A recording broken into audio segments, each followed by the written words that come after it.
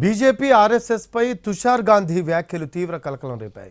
తుషార్ గాంధీ క్షమాపణ చెప్పాలని BJP RSS demand చేస్తున్నాయి. అతన్ని అరెస్ట్ చేయాలని పోలీసులకు కంప్లైంట్స్ కూడా చేశాయి. తుషార్ గాంధీపై బీజేపీ సంఘ్లకు అంత కోపం ఎందుకు వచ్చింది? ఆయన ఏమన్నారు? మహాత్మా గాంధీ మునిమనమడు తుషార్ గాంధీ ఇటీవల తిరువనంతపురం జిల్లాలోని నెయ్యట్టింకరలో గాంధేయవాది పి గోపీనాథన్ విగ్రహావిష్కరణ కార్యక్రమంలో పాల్గొన్నారు.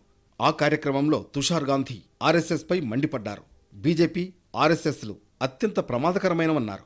బ్రిటిష్ పాలకుల కన్నా ఆర్ఎస్ఎస్ మరింత ప్రమాదకరమైందని ఆరోపించారు. బీజేపీని మనం ఓడించగలం, కానీ ఆర్ఎస్ఎస్ విషం లాంటిది, దాని పట్ల జాగ్రత్తగా ఉండాలి. అది ఇప్పటికే కేరళలోకి ప్రవేశించిందన్నారు.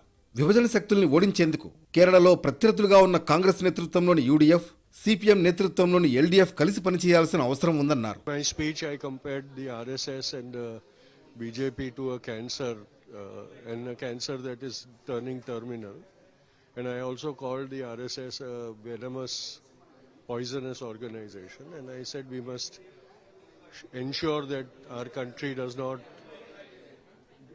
die because of the cancer and the poison. And I appeal to the people to unite against this menace that we are facing. Tushar Gandhi వ్యాఖ్యలు కేరళలో ఇప్పుడిప్పుడే బలపడుతున్న బీజేపీ ఆర్ఎస్ఎస్లకు మంట పుట్టించాయి. తుషార్ గాంధీ కారును బీజేపీ ఆర్ఎస్ఎస్ కార్యకర్తలు అడ్డుకున్నారు. ఆయనకు వ్యతిరేకంగా నినాదాలు చేశారు. క్షమాపణ చెప్పాలని డిమాండ్ చేశారు.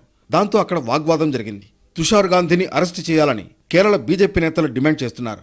చిన్న చిన్న కారణాలకే బీజేపీ కార్యకర్తల్ని అరెస్టు చేస్తున్న పినరయ్ విజయన్ ప్రభుత్వం ఈ కేసులో తుషార్ గాంధీని ఎందుకు అరెస్టు చేయించదని కేంద్ర మాజీ మంత్రి మురళీధరన్ ప్రశ్నించారు. తుషార్ పేరులో గాంధీ ఉన్నంత మాత్రాన జాతిపితకు ఇచ్చే గౌరవం తుషార్కు ఇవ్వాల్సిన అవసరం లేదన్నారు.